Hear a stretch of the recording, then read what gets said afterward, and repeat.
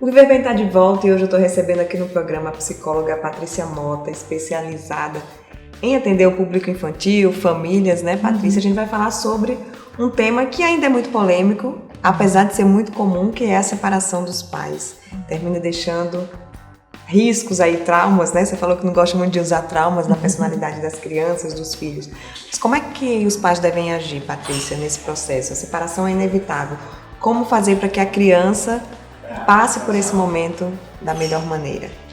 Então, os pais, né, como as pessoas adultas, né, que era o que a gente estava falando ainda há pouco, os adultos da relação, eles precisam se manter nesse lugar de preservar a afetividade da criança, né? Então a separação é um momento difícil, né? É um momento onde a família muda uma configuração de convivência, de rotina, e que a criança certamente vai sentir uma diferença nessa rotina e nessa convivência. Os pais precisam estarem fortalecidos de alguma forma para sempre lembrar que eles são os adultos da relação diante de uma criança e diante de um adolescente, né?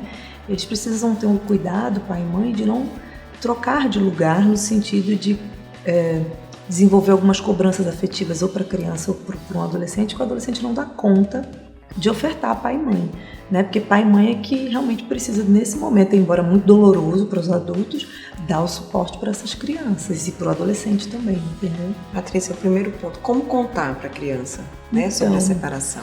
É importante que os pais contem juntos, né? É importante que essa conversa seja um consenso desses dois adultos que conversaram e resolveram se separar e sentem para conversar com a família, que a família vai ter um outro formato, né? Que papai e mamãe não vão mais viver o vínculo do casamento, não vão mais morar juntos na mesma casa e vão morar em ambientes diferentes, mas que a família continua, porque a família, a referência de pai e mãe, ela existe para o resto da vida, né? Então existe ex-marido, ex-mulher, mas não existe ex-filho, né? Então é importante o filho saber que esse pai e essa mãe sempre vão estar por eles na vida, mesmo separados. Então essa conversa precisa ser feita em família.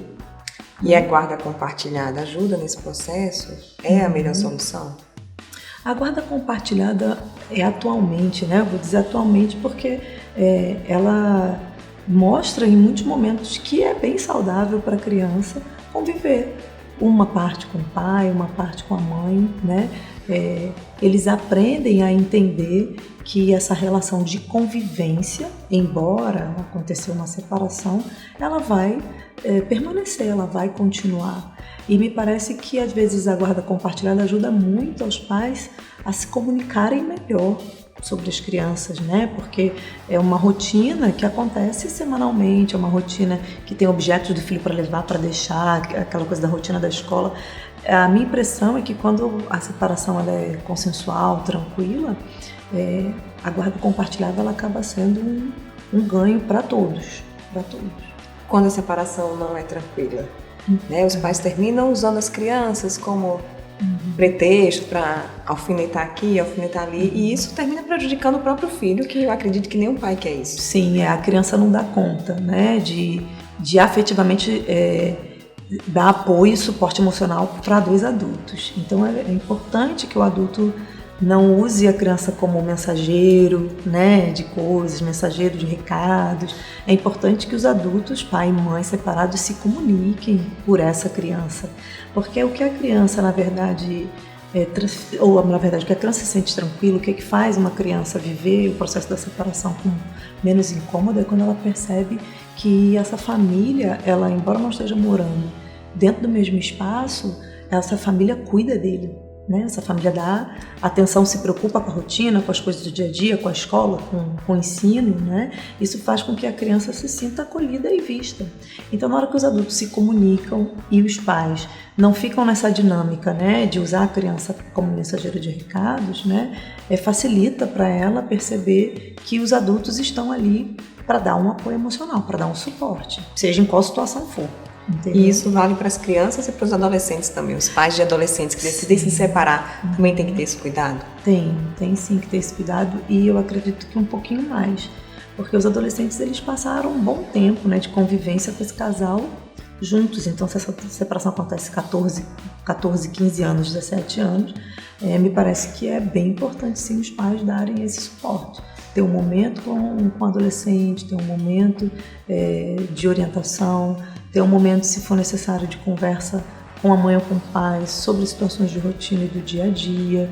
Então, assim, os pais, eles precisam, na verdade, viver a separação com uma certa maturidade, embora doloroso seja, né, porque não é fácil se separar, mas muitas vezes um bom acompanhamento psicoterápico para o pai ou para a mãe que sofra mais com a separação é um ótimo suporte para que esse adulto tenha condições de dar suporte ao filho. Patrícia, com relação àquelas crianças que são filhos de pais separados, a gente vê muito supervalorizando, eu tenho a casa do meu pai, eu tenho a casa da minha mãe, e tem amiguinhos que são filhos de pais casados que até cobram, nossa, meu amigo tem 2 casas, tem 2 quartos.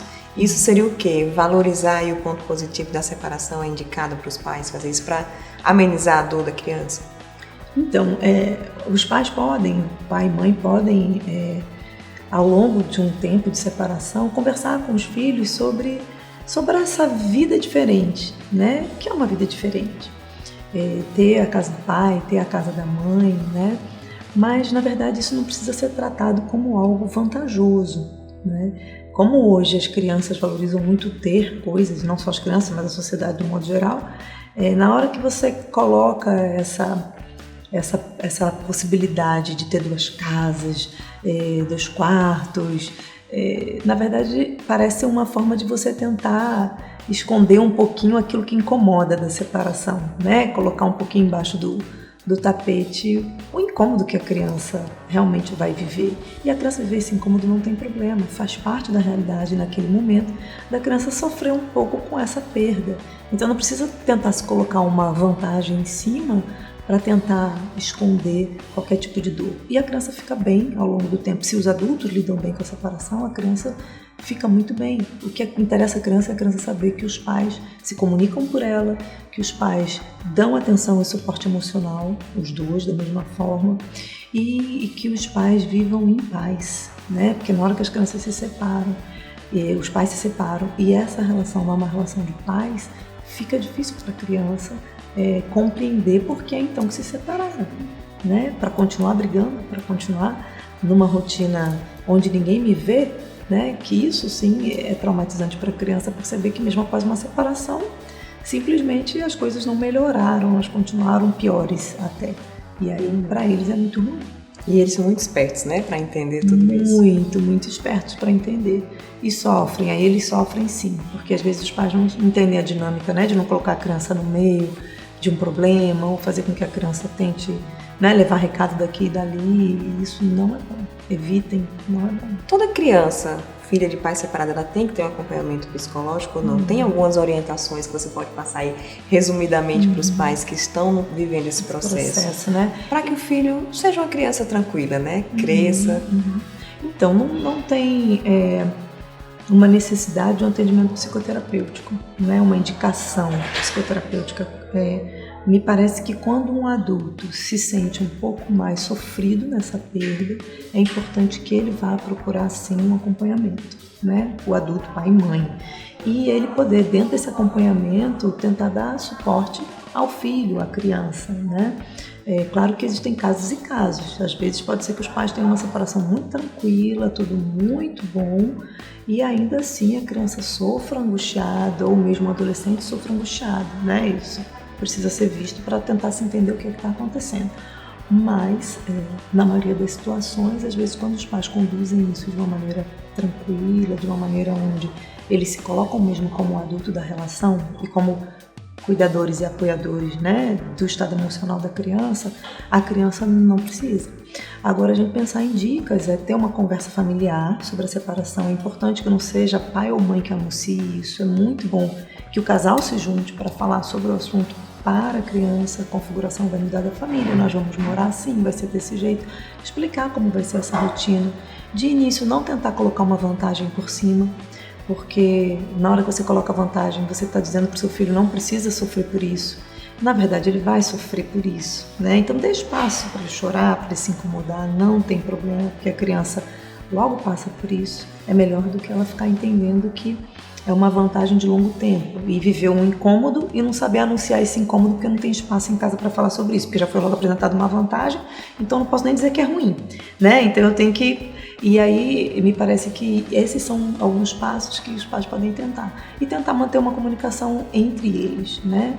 Da rotina da criança, de escola, do dia a dia, né? Os pais falarem sobre isso. Deixar de lado a relação homem e mulher e ser pai e ser mãe. De verdade, né? Aí é ser pai e mãe mesmo, porque existe uma pessoa que está vinculada a eles historicamente, né? Não é uma pessoa de um dia que vai estar na vida dos dois, é uma pessoa que vai estar para a vida inteira. Então é importante os adultos pensarem que quando você tem um filho, não é para 2 dias, né? É para muito tempo. E quando os pais iniciam um novo relacionamento? Também é um outro momento, né, para a criança lidar com isso? É um momento novo, é um momento que é importante pai ou mãe, no caso, né, estarem com uma relação fixa, né, uma relação que esteja durando um tempo, né, não apresentar pessoas com muita rotatividade, com muita frequência não é interessante para a criança nem para o adolescente. E principalmente a criança precisa saber que ela vai continuar tendo seus horários, né? Então é importante a criança saber que vai um dia sair só com o pai ou vai sair só com a mãe, mesmo que o pai ou a mamãe estejam num relacionamento, né? Estejam novamente vivendo uma relação. E todos juntos também, para que a criança se habitue a conviver com a nova pessoa que vai estar convivendo com o pai ou com a mãe. Né? Patrícia, muito obrigada. Tenho certeza que obrigada os telespectadores também. gostaram demais aí das suas orientações. Obrigada, viu? E agora a gente vai para um rápido intervalo. No próximo bloco tem matérias sobre GR Fitness, uma modalidade que está fazendo muito sucesso lá no Espaço Vivo. Não saia daí, o Viver Bem volta já já.